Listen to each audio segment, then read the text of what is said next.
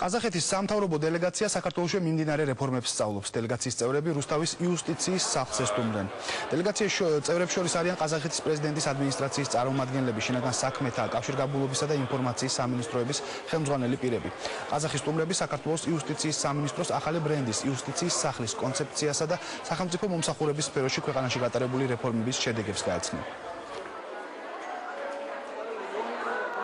Detálurát გავაცანით ჩვენი მუშაობის პრინციპი, მათ დაათვალიერეს მომსახურების სამივე ზონა და გაეცნენ თუ როგორ ხდება დოკუმენტაციების დამზადება და მოქალაქეების მომსახურება. მათთან საუბრებიდან გამომდინარე, ჩემს რომ ისინი მოხარული იქნებიან, რომ მომავალში ყაზახეთში მოხდეს აღნიშნული სერვისების დანერგვა.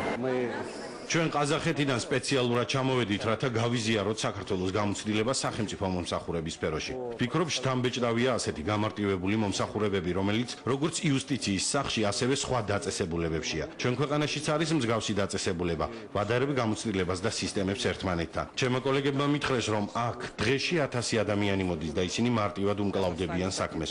რუსთავის იუსტიციის სახლში ყველაფერი სტაბილურად მიმდინარეობს და ეს ძალიან მომხიბლავია.